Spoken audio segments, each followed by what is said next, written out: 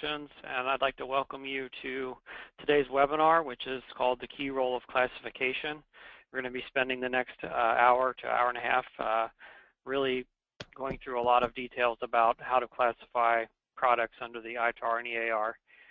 I know we have a lot of people signed up for this session, and some of you are still joining, so I just wanted to welcome you today. I know it's a busy time of year, and with the holidays and everything that's going on, so we're happy that you could make it to this session, and we hope it's informative for you.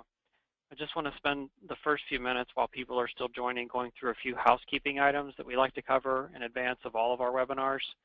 Hopefully, all of you who are on the call right now can see the screen that we're showing and can hear my voice. If you're having any problems with either of those, these instructions that we're providing to you here should help. If you can hear me but you can't see the screen, I would recommend that you go back to the email that you received when you registered for this session. There's a link there, and you may be required to download the GoToWebinar interface on your computer before you can actually see the screen. Any technical issues that you encounter, we'll try to resolve for you during this session, but one thing I will tell you is that we are recording this session, and so those recordings are available to everybody on our website, typically within about a week after the webinar is finished. So sometimes we have folks that for whatever reason they can't get GoToMeeting installed correctly or they can't access it at this time. Just recognize that you can always go back on our website and view recorded versions of the old webinars. We do have somebody unmuted. Is that you, Emily, or is that someone else? No, that's not me. I'm hearing my voice twice, so. Okay.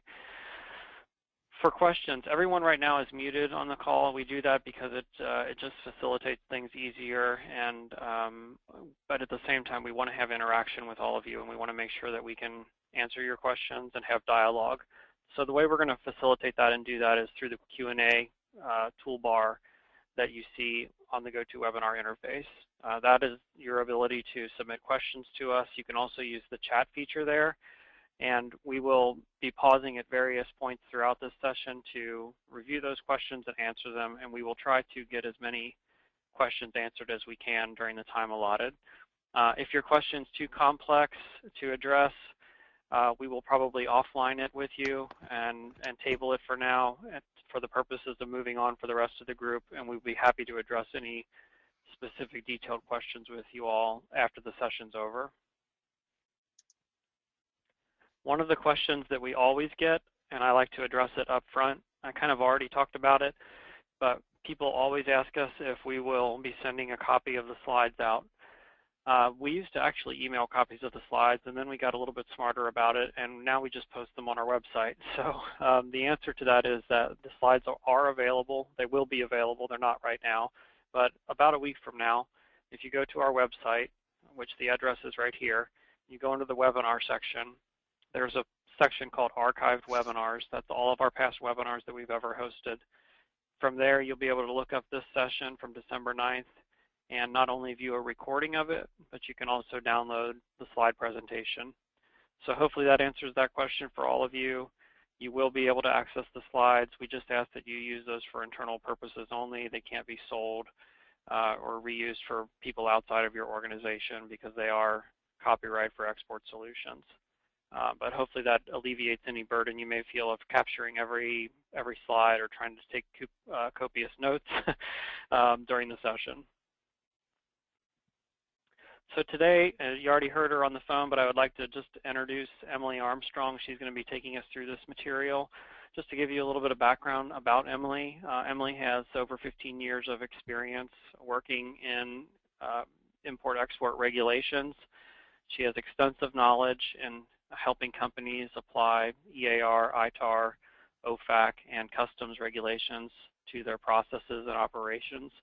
And during her career, Emily's worked with a variety of corporations, assisting them and advising them on various aspects of trade compliance. She's one of our resident experts at classifications in particular, but in addition to that, Emily also has a lot of experience with export licensing, audits and auditing export documentation, and also encryption regulations. Emily's a graduate of the University of Northern Colorado, where she majored in international trade and relations, as well as German. She's fluent in German, so I don't know if we have any German folks on the phone, but we are happy to speak Deutsch with you if needed. Prior to joining Export Solutions, Emily was an international trade consultant for JP Morgan and Livingston International, and she joins us today from Windsor, Colorado, where I believe it is a lot colder than where I am, which is Orlando, Florida. Right, Emily? Probably. Well, that's good. Thanks for joining us today and being on the call, Emily. Sure. Thanks for the introduction. Mm-hmm. Okay, so with that, we'll just go ahead and dive right into this. Thank you, everybody, for joining today. Today, we're going to be discussing why classification is important to export compliance. We're going to go over how to classify items for both imports and exports, and then we're going to specifically talk about how to assign a classification under both the USML and the CCL, and we'll go through and we'll describe all the acronyms that I'm talking about. So if you're fairly new to this, hopefully by the end you'll understand what all these acronyms mean. Classification is essentially the heart of export control because it defines the licensing requirements for your export transaction. So if you miss your classification or you classify your item incorrectly, as a result, you're not going to be able to correctly define what the licensing requirements for your export transaction are. So it's really important that you classify your item and that you classify it correctly.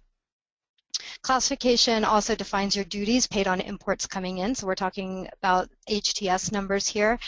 If you are, again, classifying your item incorrectly, you may be either overpaying or underpaying your duties on your imports coming into you. Classification also carries a legal requirement. It's required on AES records. Now, not every export transaction requires an AES record, but the ones that, the transactions that do require an AES record, you are required to have the Schedule B number and the ECCN or USML number on those documents. Again, it defines when a licensing is required. It's used in determining trade statistics, things like who do we import with the most, where can we add in special trade programs, things like that, and as well as it determines duties and taxes on the specific goods that you're importing. Incorrect classifications can result in delays at the border and also in fines and penalties. So, for example, let's say you have an HTS number on your documentation. It's showing that it's a steel screw, but your description is actually showing that the item is a chair. Of course, this is going to cause some raised flags with customs. It's going to delay your shipment. Could result in fines and penalties. Obviously, that's not, that'll be a big difference probably in duties. But more than likely customs is going to open that box and look to see what you actually have, so that's going to result in some shipping delays for you. There's also some cost implications of not having the correct classification, and that's more than likely having missed savings from not taking advantage of special trade programs that your items may have qualified for. So special trade programs such as NAFTA, CAFTA, and those 9801 classifications. Here's just an overview of the regulations that we're going to be talking about today. When we refer to classification, we actually are referring to a group of different regulations. The first one, the Export Administration Regulations, or we'll call it the EAR on this call. Those contain the Commerce Control List, or the CCL, a lot of acronyms here.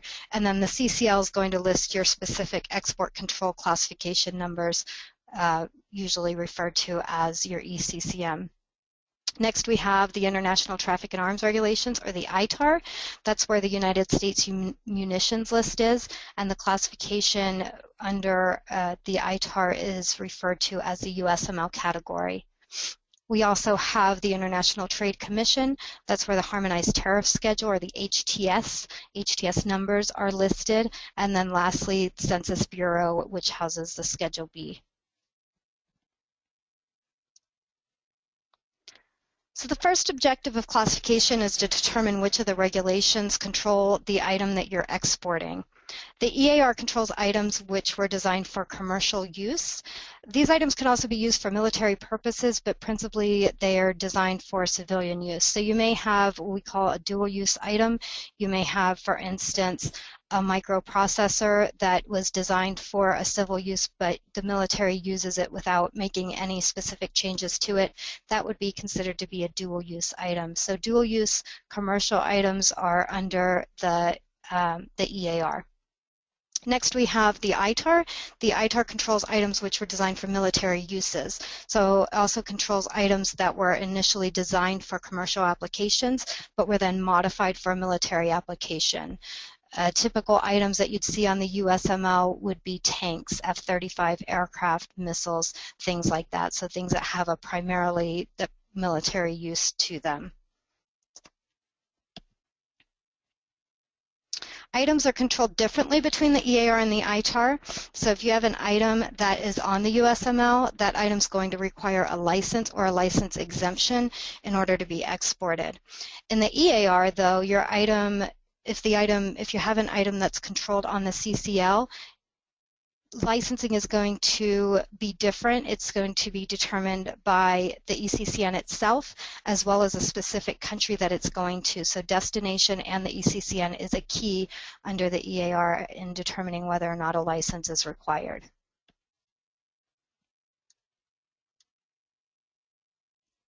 Oops. So we talk a lot about items. Let's briefly define what an item is. Typically when people think of exports, they usually think of the actual product itself. So we'll say a computer or an aircraft, a car, for an example. But it's really important to understand that when we're talking about an exported item, we also mean technical data, know-hows, technologies, and any software that's associated with that item. So pretty much any information that's going to be used in design, development, manufacture, repair of an item is also going to be controlled by the regulations and would require a classification to go with that as well. Let's talk a little bit about jurisdiction. When we talk about jurisdiction, we're referring to determining who has jurisdiction over the item, whether it's going to be BIS or whether it's going to be DDTC. So we're determining here whether your item is under jurisdiction of the Department of State or the Department of Commerce. So here are a list of some questions to consider when you're making this determination. You want to look at where your item's predominantly used. Is it mainly used for a civil application, or does the item primarily have government or military end users? Is the item easily substituted? Is it typically made to be very specific to the end use? And what is the end use? Was the item designed to meet a customer spec? And what exactly was that specification? So these are all some questions that you can ask, and the answers will then point you towards who has jurisdiction over your item. So here in this next slide, you'll see once you've determined the answers to the appropriate questions, you can then use this table to help you determine whether you have a military or a dual-use item. So I want to point out here on this slide, don't be too shocked by the military specifications. A lot of you probably have items that are made to meet mil specs. That doesn't necessarily mean that your item is going to fall under the ITAR. What you want to look for is whether or not those specifications are publicized or not. A lot of times the items that fall under military end use are going to be a private military spec, whereas many civilian or civil items such as screws, certain metals, things like that are typically made to mil specs, but these are public mil specs and then would not necessarily make your item an ITAR item.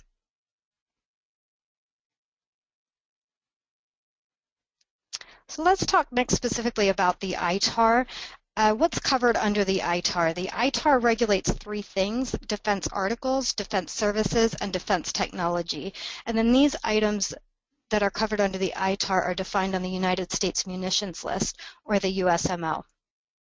So you want to make sure here that you're not just classifying that end product. A lot of parts and accessories for defense items, as well as technical data that describes those defense items, are also going to be controlled by the ITAR. So a rule of thumb for the ITAR is that an item's controlled by the ITAR if it's designed, modified, or adapted specifically for a defense purpose. So you want to be making sure that when you're developing a product that you keep track of what the original design intent is. So a lot of times it's really hard to track that down. If you have an item that you're not sure what its original design intent was, deciding what jurisdiction it's under is really difficult if you can't access those original documents. So it's really important when you're classifying an item to keep track of that documentation that you use to determine jurisdiction.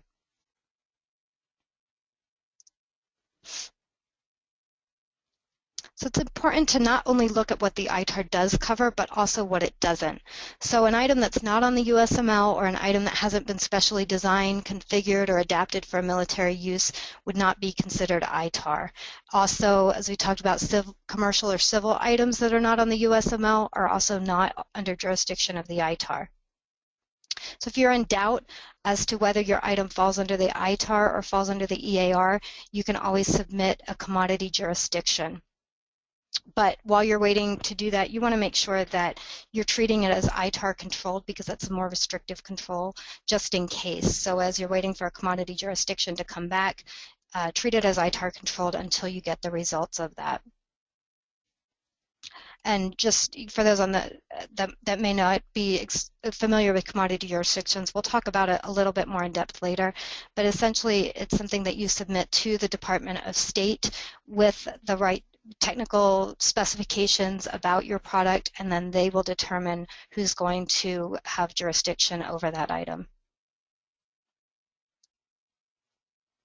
So once you have determined that your item is subject to the ITAR, you'll need to determine the classification.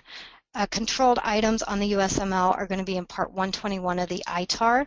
And these are items on the USML are listed in categories that have Roman numerals. So if you're getting classifications from suppliers or from customers, you're going to easily be able to tell if it's USML or if it's on the CCL based on how the classification looks. So these Roman numerals are always going to show you that it's a USML item and subject to the ITAR. There's subparagraphs too, so you want to drill down and find your classification for your technology software as well as parts of components. So you want to make sure that you're looking at those subparagraphs. And I'm going to bring up the website really quickly for those of you who might not know where it is or where to find it. This is a website. These are also listed in the presentation, but here you see Part 121 is the United States munitions list.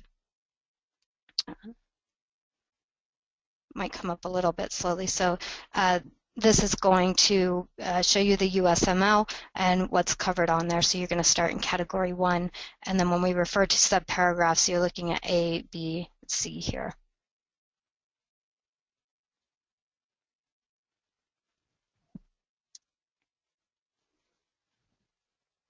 So here's just a slide that shows you that the USML covers more than just munitions. It is called the munitions list, but here you can see all the different categories associated with the USML.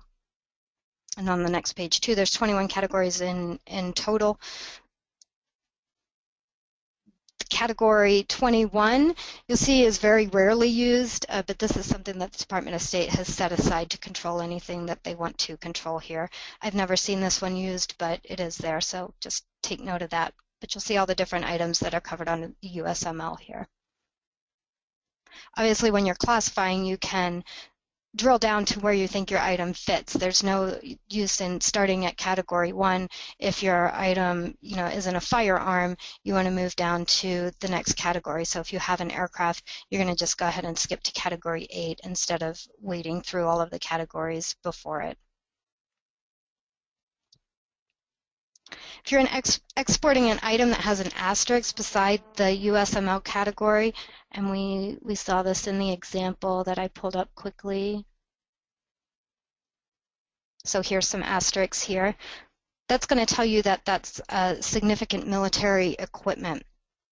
So some items are called out because they have substantial military utility or capability, and then those items with that asterisk beside it on the USML are going to require additional documentation, such as a DSP 83.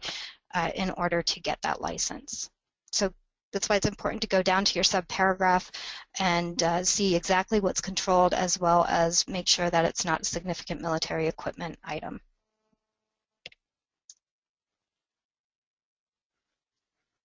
So let's look at an example here. We have category 11, electronics. So you can see here that subparagraph A lists out the actual equipment that's controlled, and then it gives some examples as well. So you want to make sure that you're reading those, that 1 and that 2. You'll see that there's an asterisk there showing that those items are significant military equipment. And then it goes on to list exactly what's controlled in that category. Once you have determined your items to be a defense article and you've found where your item falls onto on the USML, then your item's considered to be classified. Again, make sure you're looking at the subcategories, make sure you're looking at whether or not your item has an asterisk beside it or not, and then you're going to have your final classification. So for example, an 8H would be, Roman numeral 8H would be an example of a classification under the ITAR.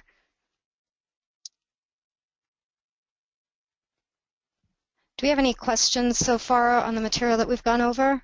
We're going to be moving on to the EAR. Thanks, Emily. This is Tom.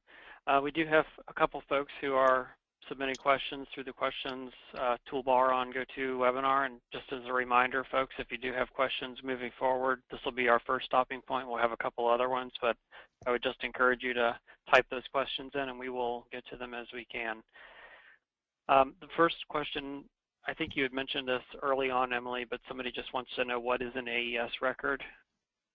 Sure. An AES record is an additional piece of documentation that's required to be submitted for exports. So if you have an item that requires a license, or if you have an item that's over, or a shipment that's over $2,500 per HTS number on your export, then it's going to require an AES record that's submitted through census, through ACE now. So you want to be making sure that anything that you have that's over $2,500 that's not going to Canada, or an item that requires a license, that you submit that additional AES record with it.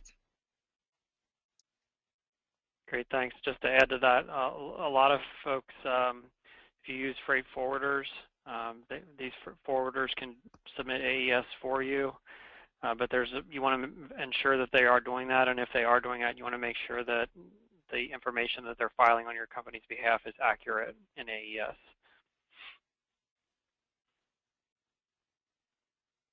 Thanks, Tom. Yeah, and so another question on AES. So is AES per HTS number, not per shipment total? And I guess the question is, do they have to file an AES for every HTS number that they ship?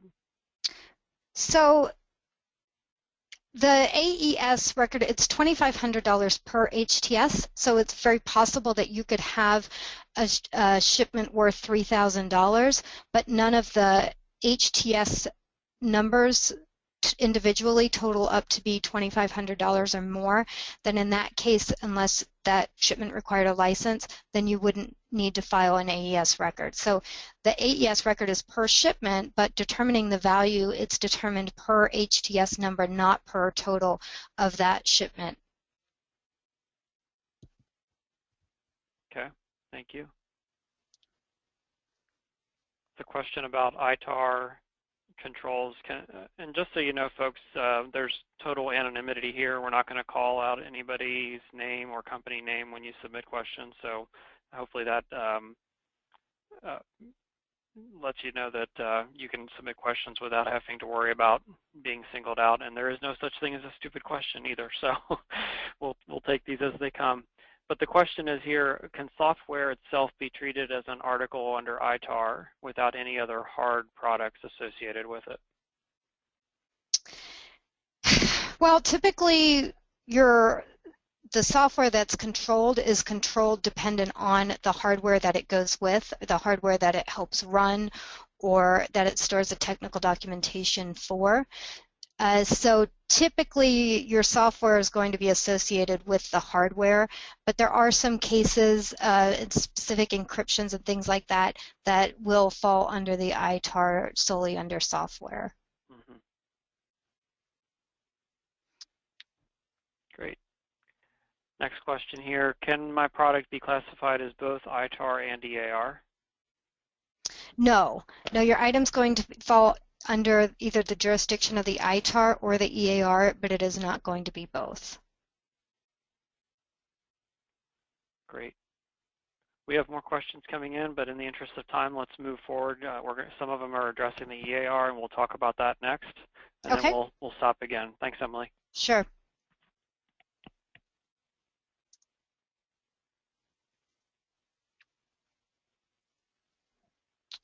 So we're going to switch gears now, and we're going to talk about the EAR.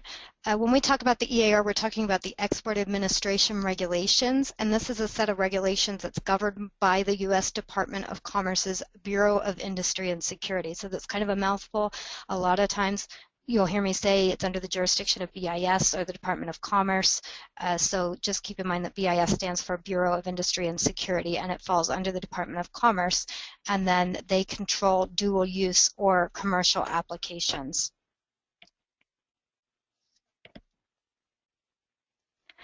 If you determine your item is not subject to the EAR, then your item's going to, or sorry, not subject to the ITAR, then your item's going to be subject to the EAR. So there's a list of items which are subject to the EAR, and that's called the Commerce Control List. Another acronym for you, we call it the CCL. So what is subject to the EAR? Well, all items within the United States and all U.S. origin items wherever they're located are subject to the EAR if they're not subject to the ITAR. You're going to also have certain foreign-made commodities that have U.S. controlled origin in them or incorporate U.S. controlled origin, and depending on the amount of U.S. controlled content in those commodities, they can also be subject to the EAR as well. Also, certain foreign-made direct products of U.S. technology or software. So if you have something that's made in another country but uses U.S. technology or software, that item's going to be subject to the EAR as well. Also, activities, not just items, are subject to the EAR, but activities as well. So nuclear proliferation, activities in support of nuclear proliferation and releases of source code and technology are subject to the EAR, as well as releasing controlled technology to a foreign person, or what's called a deemed export. So keep in mind that it's not just items subject to the EAR, it can be activities as well. Some things that aren't subject to the EAR would be artistic and non-technical publications, so newspapers and books aren't subject to the EAR, and then publicly available technology and software are not subject. We talked about foreign-made items being subject to the EAR if they incorporate a certain amount of controlled U.S. content. This is what we've referred to as de minimis, and so items with a small percentage of U.S. controlled content would not be subject to the EAR. That's a pretty tricky regulation, so we won't go into that specifically, and it depends on what country your item is going to. So as we talk about the EAR, we're going to be talking about the CCL and ECCN. These are two common acronyms that you're going to hear. Again, the Commerce Control List we'll call the CCL, and this is a list that tells you what items are controlled by the EAR. So this is kind of the USML of the commercial world. An ECCN then is a classification, the actual classification that's given to an item defined by the parameters on the Commerce Control List.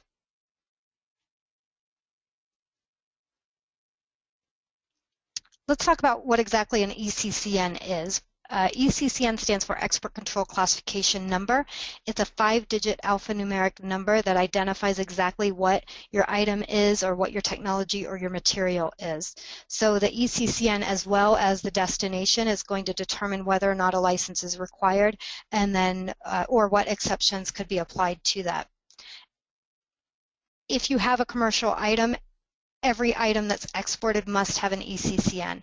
If you don't know your ECCN, you cannot determine licensing. So this is really critical here. It's not just whether your item is on the Commerce Control List, it is dependent on where your item is going as well. So knowing the ECCN of your item that you're exporting is critical.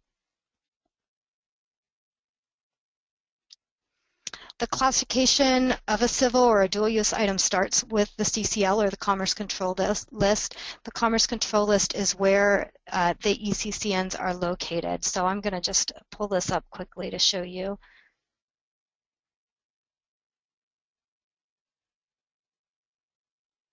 It's coming up a little bit funky. Hopefully you can see it. So these are the online version of the Export Administration Regulations.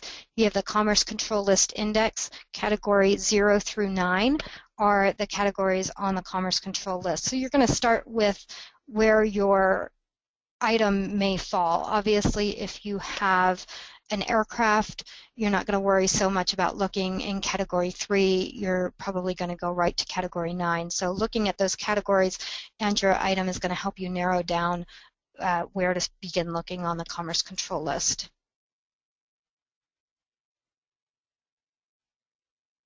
And then you can click on each of these and it'll pull up the ECCNs associated with these categories.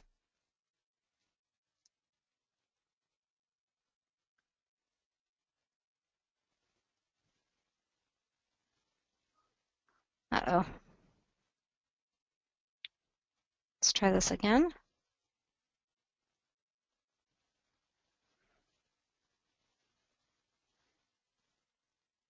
Tom, are you able to see my screen? Are you getting a blank screen? When you go into presentation mode, it goes black. I'm not sure why. Okay, I'll just hang out in this mode for now. Okay, thanks.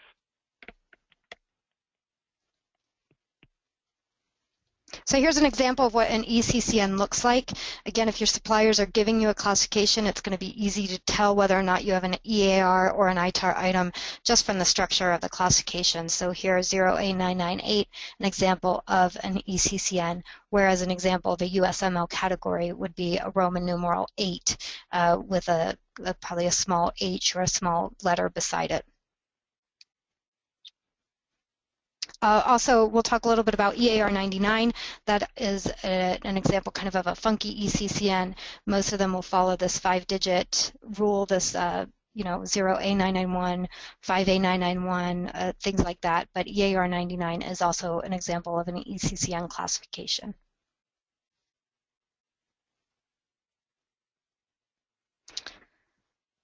So we talked about the Commerce Control List and the EAR is kind of like the counterpart to the USML in the ITAR. The Commerce Control List describes items which are controlled by the EAR. These are very detailed. And then the ECCNs are listed on that Commerce Control List. As we saw when I pulled that up, it's divided into 10 categories, but also into 5 product groups. And the classification that you assign to your item, as well as the destination, is what is going to determine whether or not you need a license. So we talked about those categories, the 10 categories of the EAR, of the Commerce Control List, and here are the 5 product groups that it's divided into. So what you want to do is find your category and then find your product group. So for example, if you have raw steel, most likely you're going to go to product group C, which is a material, instead of going to software. So this will save you some time to find the product group that your item goes into. Instead of starting at the beginning of the Commerce Control List and going down, it will take you forever. Keep in mind that some of the product groups are intertwined. So if you have software, chances are once you find your item in product group D, it's going to refer you back to some parameters that are listed in product group A. So typically software and technology are tied in with the system, equipment, and components in product group A, and they usually refer you back to that.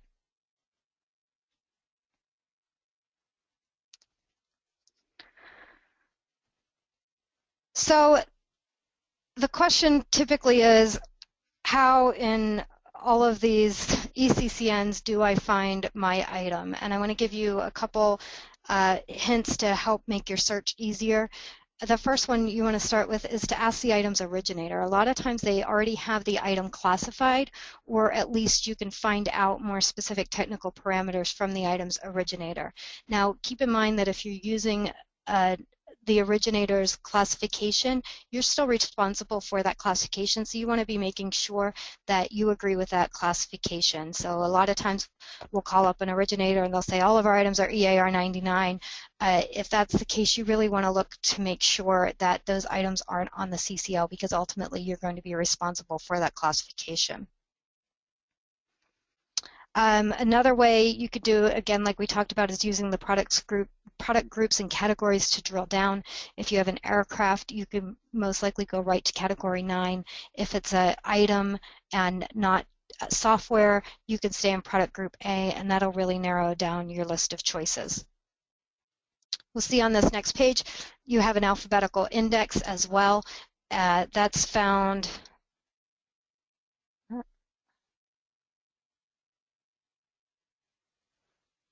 under the EAR here, the Commerce Control List Index, so that's a pretty helpful tool to use. But I want you to keep in mind that sometimes your terminology differs. So what you may call something may not necessarily be what the Department of Commerce or BIS calls it. So you want to make sure to only use this as a guide as to where specific ECCNs might be, but don't look at this and say that your item isn't on here because you don't see the exact terminology that you use. And again, using the index, you don't want to just take exactly what it says here. So if you have some acoustic signal processing devices, you don't want to slap that classification of 3A001C3 on it. You need to go to that specific entry and look to see if you meet those technical parameters that go with that.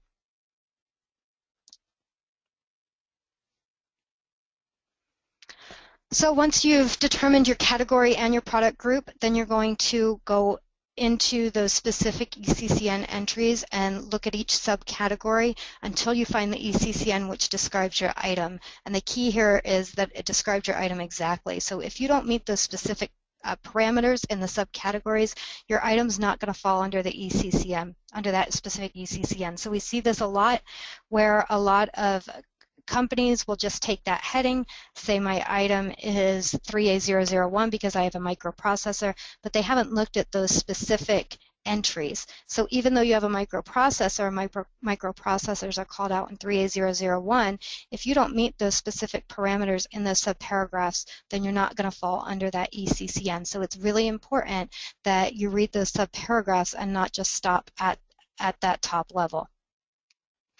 So if no items on the Commerce Control list describe your item, then your item is going to be classified as EAR 99. Now, EAR 99 doesn't mean that you don't need a license. It means in most cases you don't need a license, but those general prohibitions are still going to apply, and you also will still have licensing requirements to specific countries. So those countries that are on the E1 list, Iran, Syria, Sudan, North Korea, and Cuba is not on that list anymore, but would still require a license for most EAR 99 items. Your item's going to most likely have 2 ECCNs, one for the item itself and then one for the technology. We talked a little bit about this. Technology will be in product group E, and if you go straight to product group E, it's going to refer you back to those parameters in that A product group, so you're going to need to be doing some back and forth, but you will have 2 classifications for your item and for your technology.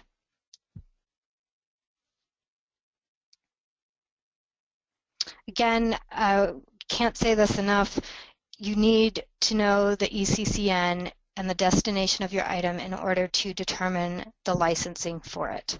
So knowing if you're exporting your items, knowing the ECCN is critical. So let's look at an example of an ECCN. We'll break it down a little bit for you. Here we have 9A991. This first number here is the category. So the 9 in this case is going to tell you that this is an aerospace, in the aerospace and propulsion category. So you want to determine your category first before you move on. That next letter is the product group. Again, there are 5 different product groups, and in this case, that A shows you that this is a system, equipment, or a component within that aerospace category. That second number is going to show you the primary reason for control. In this case, it's anti-terrorism, but there's many reasons for control. We'll take a look at those as well, but that second number is the primary reason for control. And then if there's a secondary reason for control, it'll be listed here.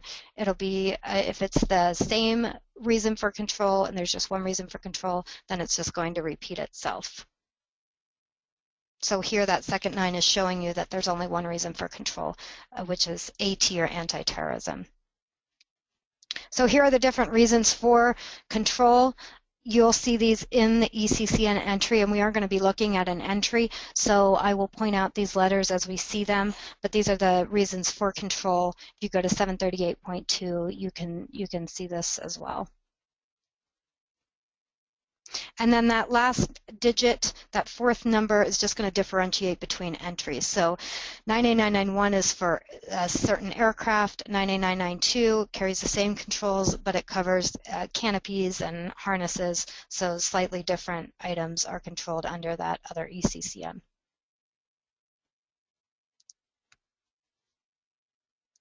So let me just pull up an example of an ECCN to show you. It's a little bit easier to walk through than to just look at the slides. So if we go to category 9,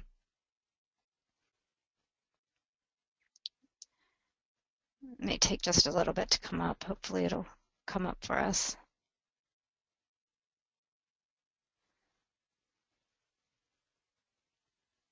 I'm going to wait for this to come up, and I'm going to go through a few more slides, and hopefully in the meantime this will download for us.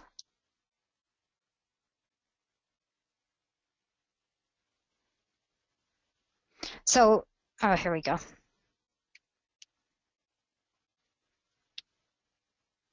I'm just going to scroll down to 9A991, which we were talking about in our example.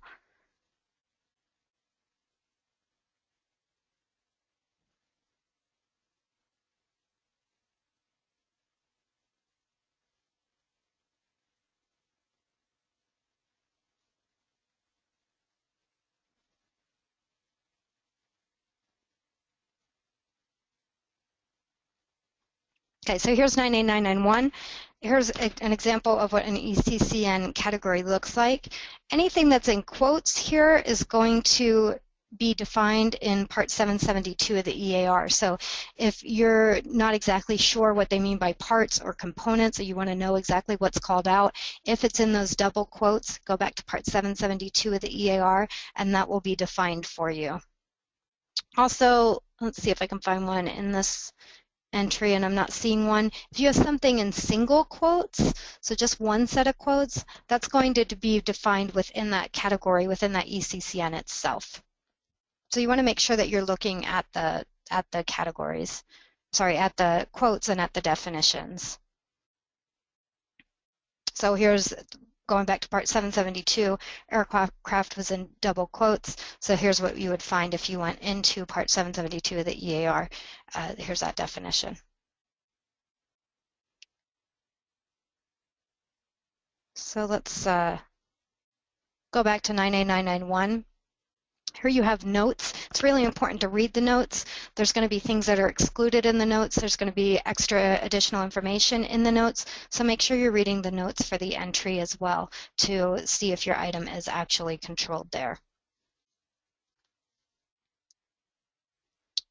Paragraphs and subparagraphs. Again, like we talked about with the USML, you want to make sure on the CCL as well that you're drilling down to those paragraphs and subparagraphs, because it does have an effect on your licensing. So it could be that A1 requires a license, but maybe A3 or a license exception can be used for A1 but not for A3. So again, really important to be reading the subparagraphs as well. And also because if you're in subparagraph A, it says military aircraft as follows. If it doesn't fit into those subparagraphs underneath, and it's not going to be under that particular subparagraph. You would need to move to B to see if you're controlled there. So really be making sure that you're drilling down to those paragraphs and subparagraphs and not just sticking at that category level and not looking any further. So here's an example of an actual entry, and we looked at that. There are a couple of things that I want to point out to you. Here you have your reasons for control. We talked about the reasons for control a few slides back. Here at 9A9M1 is controlled for AT and UN. So what you're going to do is then pull up the country chart. This is going to show you whether or not you need a license for that particular destination. In this box underneath, you'll see that it tells you if the control applies to the entire entry or if it only applies to a certain subparagraph. So again, drilling down to your subparagraph, you would find that UN controls only apply to 9A991A. So really important that you're drilling down and looking at those as well as the notes. You also have some license exceptions that are listed here, a limited value, here that you can see whether or not you're able to use these list-based license exceptions. In this case, there are none for these, for this particular ECCN.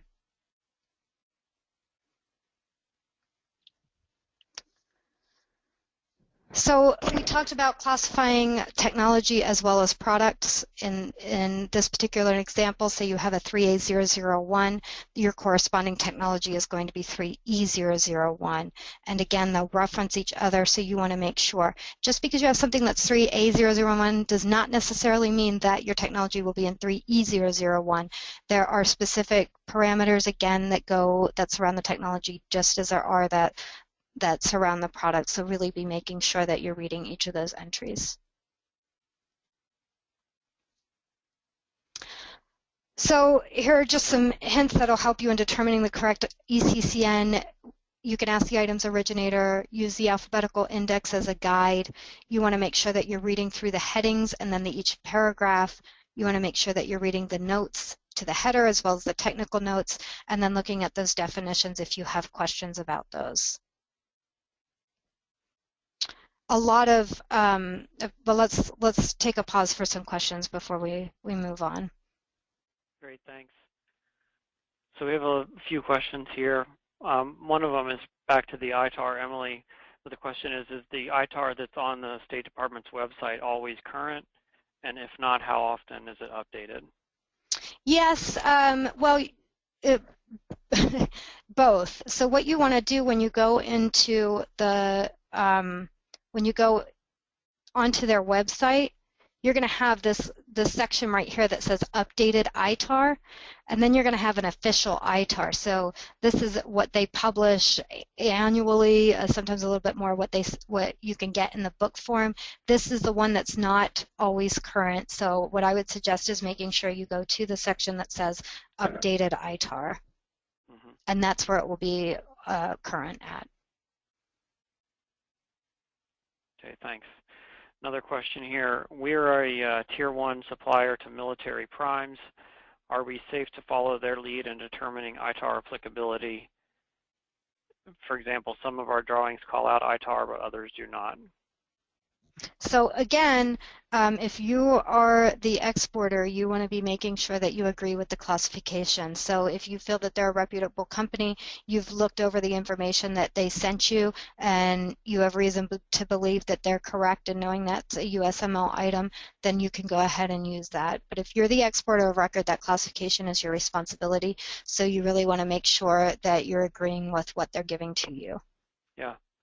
Just a quick aside on that topic, one of the things we've seen with some of our clients who work for some of the prime companies is they're still getting drawings that are stamped ITAR. However, they suspect that those parts or that whatever that drawing may be is no longer ITAR as a result of export control reform. And so in a couple instances, we've worked with them to go back to that prime company and say, hey, you know, you sent us this drawing, it's labeled ITAR, but isn't this really now moved over as a result of export control reform? And then the prime says, oh yeah, you know, that's true, we just haven't gotten around, we're still trying to update all of our drawings and all of our information because of the reforms that have happened and everything like that. So that's an example of like what Emily's talking about, where you know, don't just take it verbatim what your client sends you. You can question it, and certainly if you're the exporter, you want to make sure that you do your own due diligence to get it correct.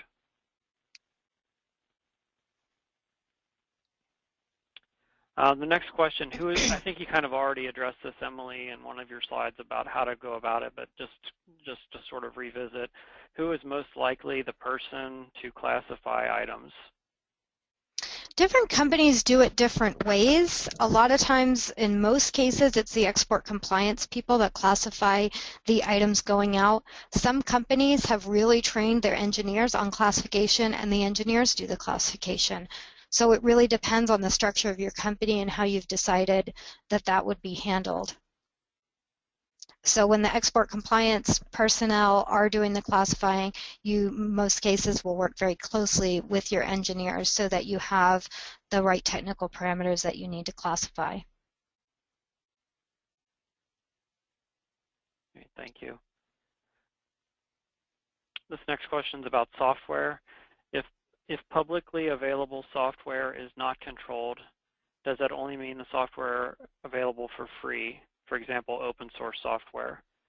Or put another way, what exactly does the term publicly available mean? So the encryption regulations are really difficult, so I'm going to give you a broad answer, but you know, there are FAQs on the BIS website that delve more into encryption. So publicly available software would mean something that it's available for download, free download of that software or of that encryption itself. But you can also have an item, a software item that you've incorporated some publicly available encryption into, and that would not make your item not subject to the EAR. So you still would be subject to the EAR because your item has publicly available software in it. But going right to a website and doing a free download of something would not be subject. So they're kind of tricky regulations when you start going into encryption and software. Yep.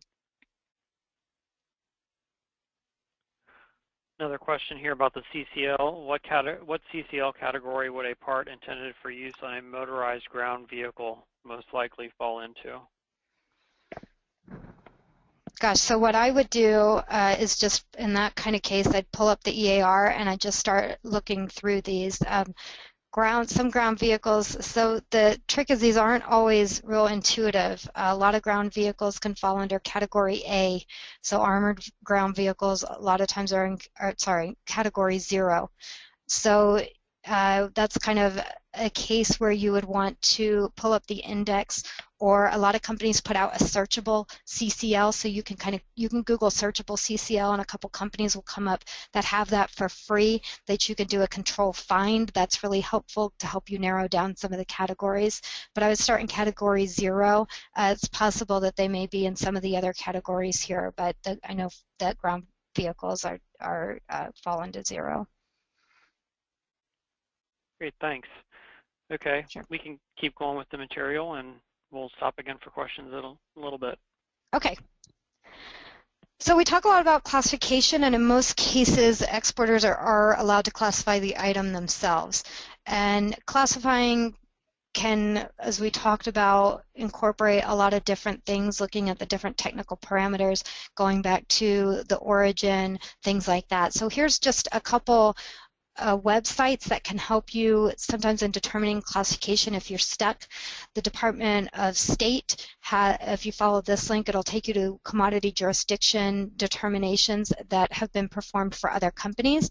You can't use these unless, you're not going to be able to pull them up and see the exact product that it is, but you're going to be able to kind of do a search and see, use it as an example. If you're stuck as to whether it's state or commerce. But again, please don't use this as the be-all, end-all. This is just something that's helpful to kind of look up your competitor's product and see if their commodity jurisdiction came back as ITAR or as under Commerce Department. Another thing you could do is check the BIS website. They have, if you follow this link, it'll take you to a list of companies that have made their classifications public.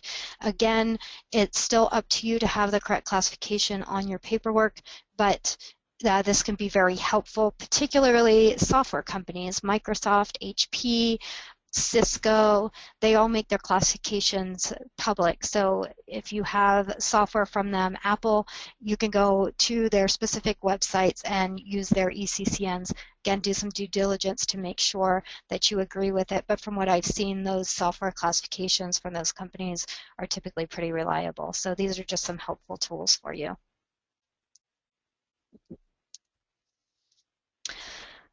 We talked a little bit earlier about submitting a commodity jurisdiction. So if you're having trouble determining whether your item is subject to the Department of Commerce or the Department of State, you can submit a commodity jurisdiction. So it's not a simple process. You're going to need to tell DDTC what you think it is. You're going to need to give them enough technical information and background for them to make a determination. Again, assume your item's ITAR controlled until that jurisdiction comes back.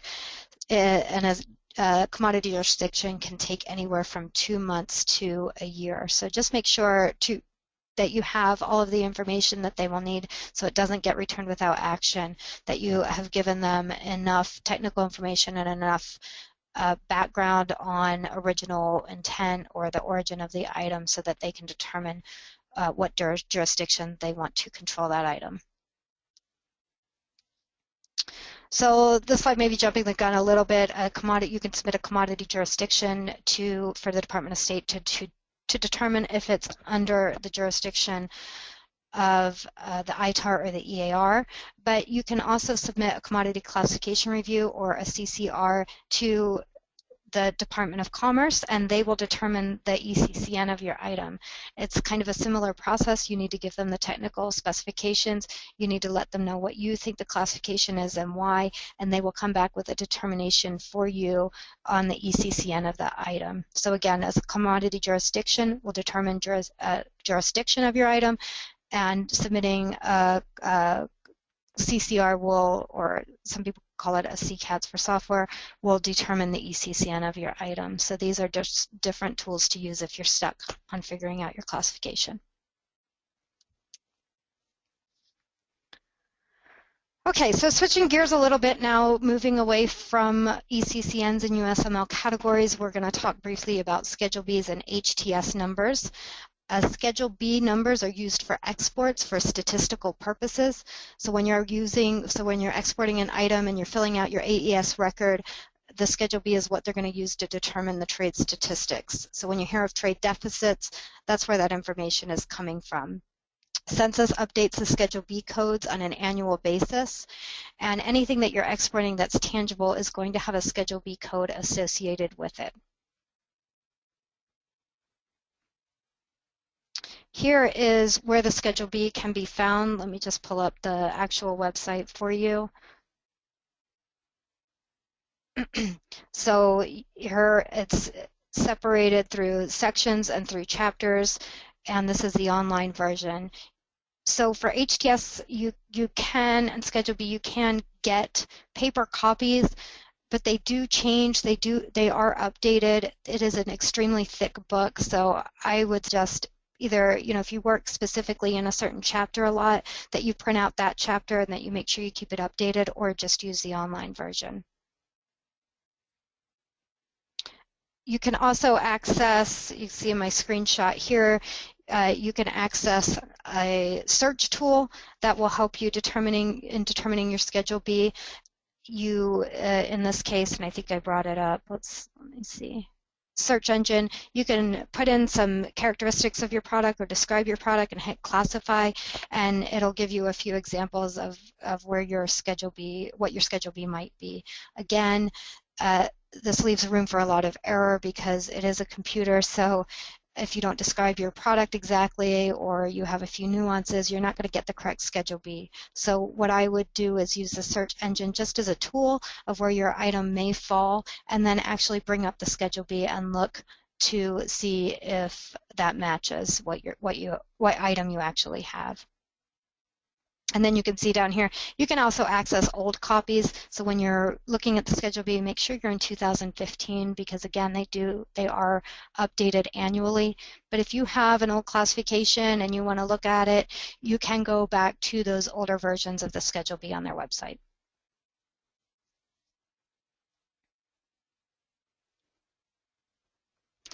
HTS codes are used on the import side, so anytime you're importing something into the US, you would use the Harmonized Tariff Schedule or the HTS number to determine the correct code, and this would be assigned to any item on the shipment. This is going to determine your duties and your tariffs on imports coming in.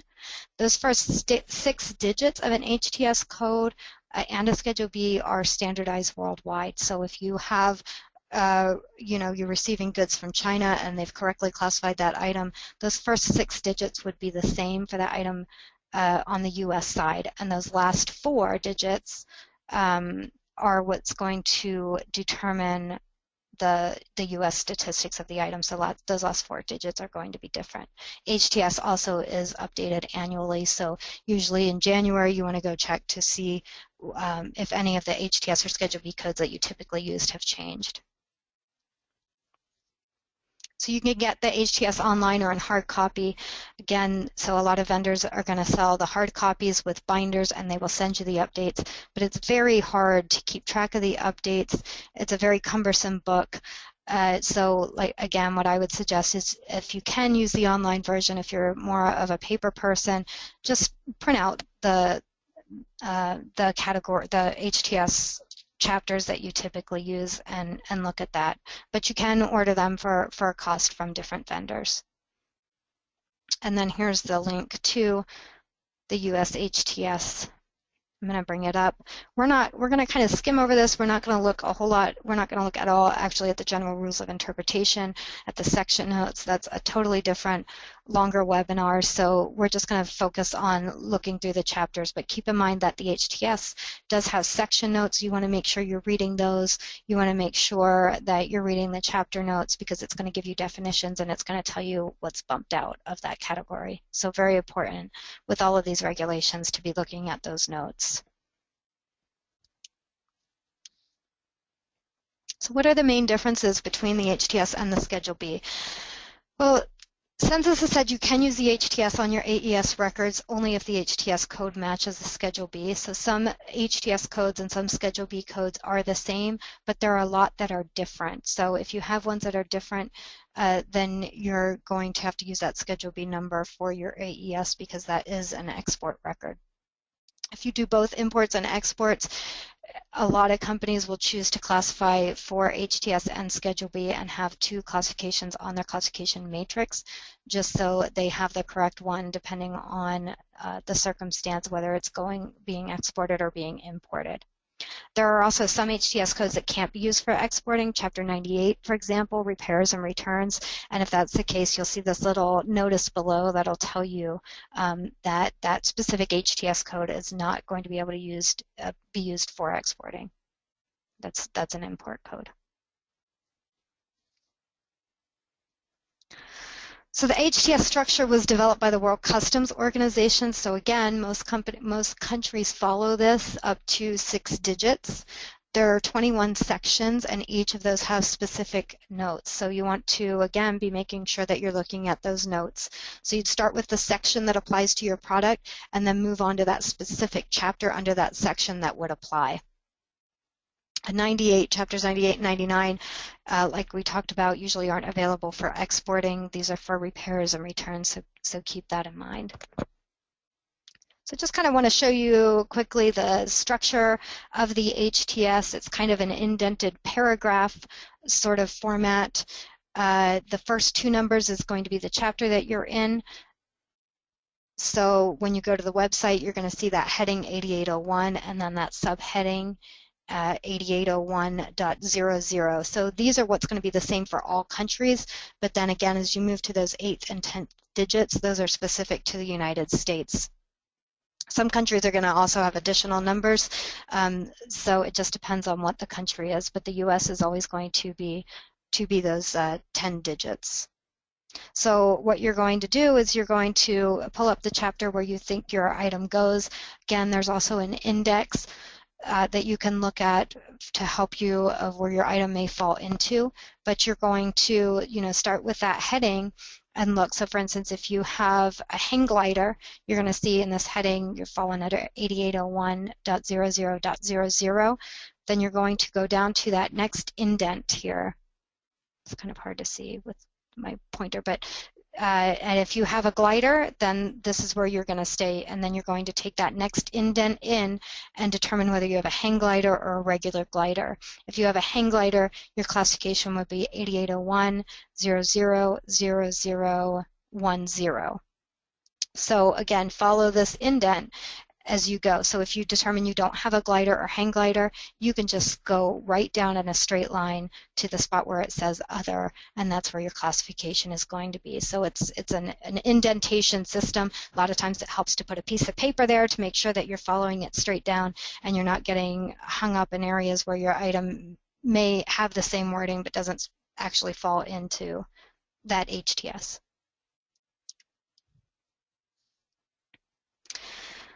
So where do you begin?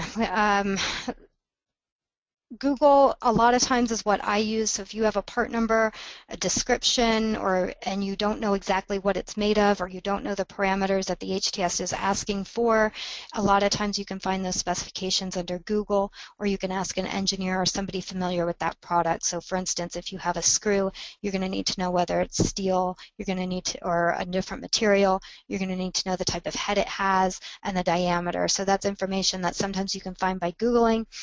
Sometimes you'll need to ask an engineer or review the technical specifications.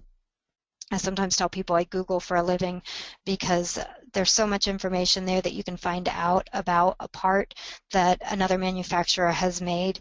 You just really need to be crafty as to how you're looking it up and your key terms that you're using, and eventually, more often than not, you're able to get the information that you need if you have, screws and general supply parts.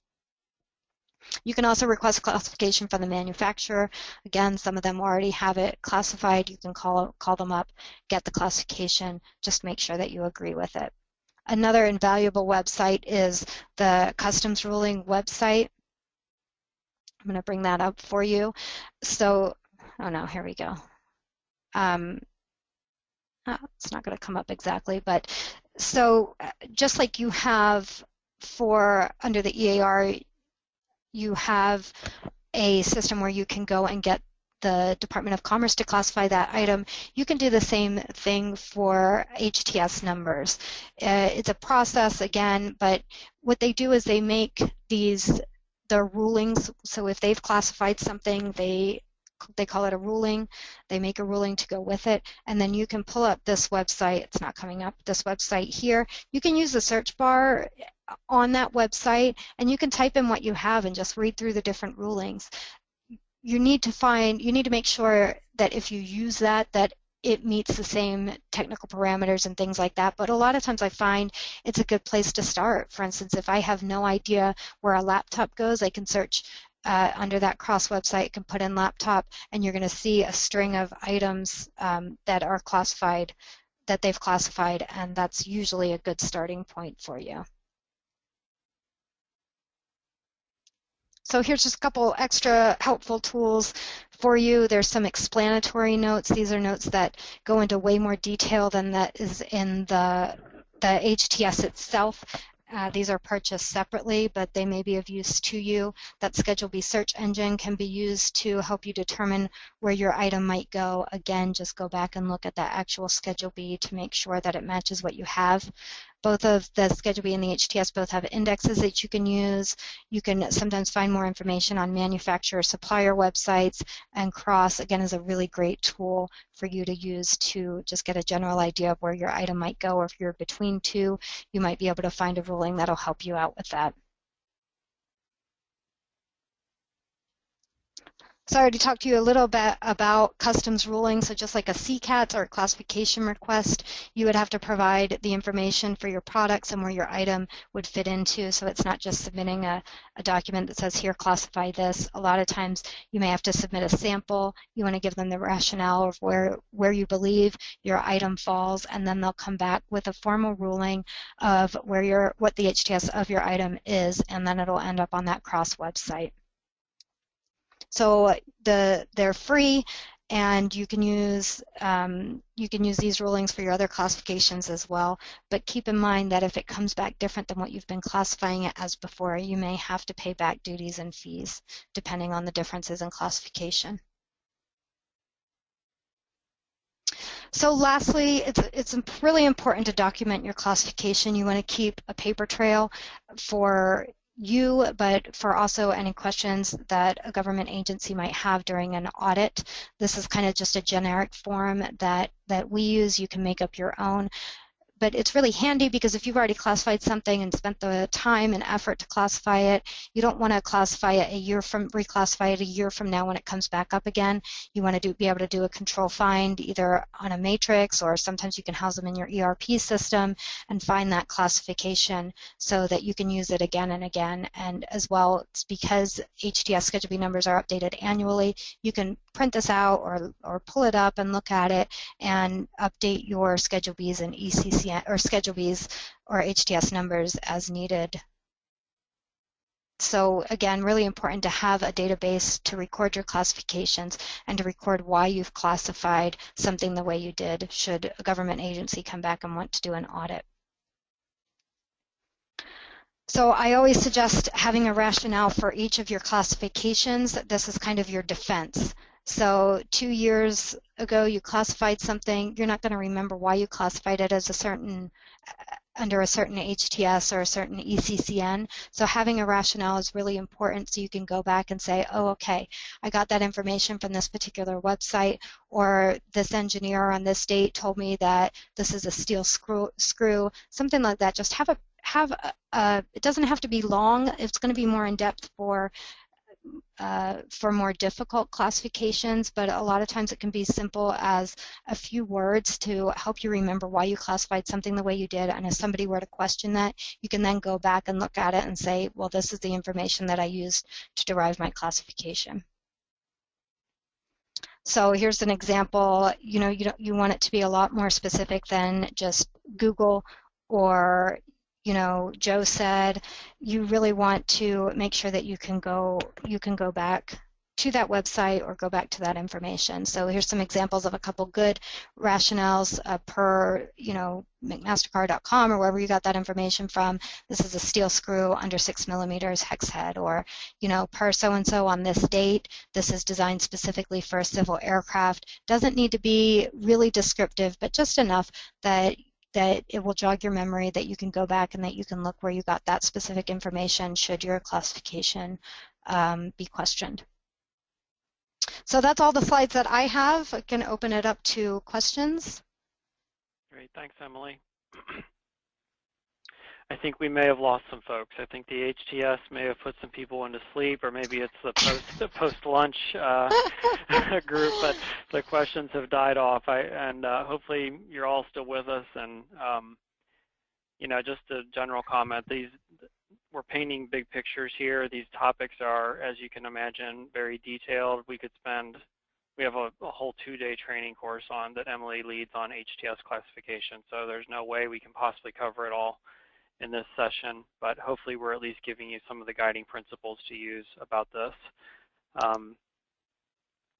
And just as an aside, quick story here, but one time Emily was going on site to provide that training to a client, and I asked her sort of innocently, I just said, hey, you think you could bring a hard copy of the HTS just to share with the client and let them see it and use it?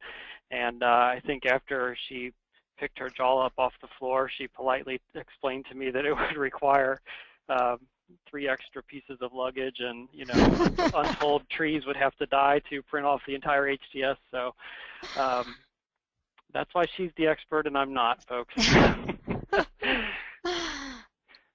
All right, here's a couple questions. Is there a recommended reference tool for international HTS codes, such as Taiwan, Singapore, India, etc.?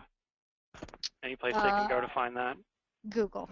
Google. I'd like to give you a more specific explanation, but typically what I'll do is just go to Google and try to find that specific country's HTS book, and usually you can find it that way, but it may take a little bit of digging. But I don't have one website to direct you to that houses all of them, because they're each governed by their own country's regulations, and so you're going to find it under that country's department that houses the Harmonized Tariff Schedule. Mm-hmm. Okay. A clarification question on HTS versus Schedule B. The question is, am I understanding this correctly? HTS is for import and Schedule B is for export. Typically, yes. I say typically because a lot of times they are used interchangeably. If you put an HTS number on your export documentation going out, and the AES it's one of the HTS numbers that the AES filing system actually accepts, you're not going to see a violation as a result of that. But to be absolutely correct, Schedule B is used primarily for exports and HTS primarily for imports, although, like I said, a lot of times they are used interchangeably, and if your AES record has the correct classification, if it accepts the HTS, then that's okay. You're not going to see a violation because of it, because they're so close to each other. Great. Do HTS codes ever change, and if so, how often? Yeah, so these change annually, not all of them. Usually there's a handful that change annually. They come out around January 1st. You have about a year before you have to start using that on your new AES records, so it gives you some time, where you can still use the old one to go through your documents or your matrices and update those HTS and Schedule B numbers, but both of them usually have a handful that change annually. Okay, here's a question, Emily. I need an HTS code for products manufactured in France, exported from the USA, and being returned to the USA for service. This person says, I've spent hours trying to figure this out. Can you offer any suggestions? Can you say that again? So I need an HTS code for products manufactured in France, exported from the USA, and being returned to the USA for service. I'm not sure I follow that. If they're made in France, I guess they're made in France, imported into the U.S., and then exported out of the U.S.? Yeah, obviously it depends exactly what your item is. There may be some caveats if the item is being returned for repair under that 98 section in the HTS. It really depends on what your item was formerly classified as, what took place while it was being repaired or while it was being replaced. But again, it just is really going to depend on what exactly your item is and the specifics of that particular transaction. So it looks like these were exported to the U.S. Looks like they're being returned to the U.S. or being returned to France. I'm not exactly sure, but take a look in that Chapter 98, depending on why it came to the U.S. Kind of confused as to where it is now, but again, check the index, look at the technical parameters. I can't really help you because I don't know specifically what the item is and the specifics around it. So unfortunately, that's a really specific question. That's hard to answer on a webinar. Yeah.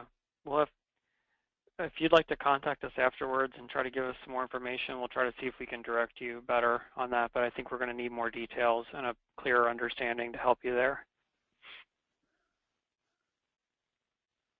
Okay, that's all the questions we have. Anybody else have any questions? Now's the time to submit them. Just give it a few minutes. Thanks, Emily, for going through this. Sure, no problem. Material with us. I do appreciate it.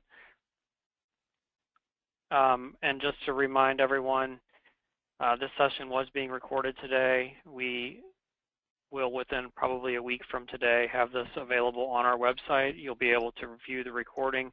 I know a couple of people had some issues signing in or viewing the webinar, so just check back on our website.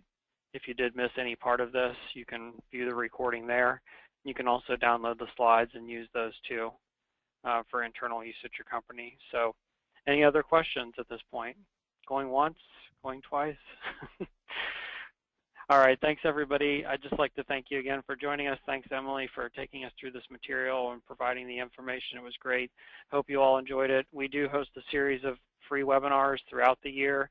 We have not yet finalized our schedule for 2016, so please check our website, but we usually host, I think, around 6 per year, free webinar sessions. And so in the next couple of weeks here, we'll have that schedule up for next year, and you're welcome to join any of those that would be of interest to you.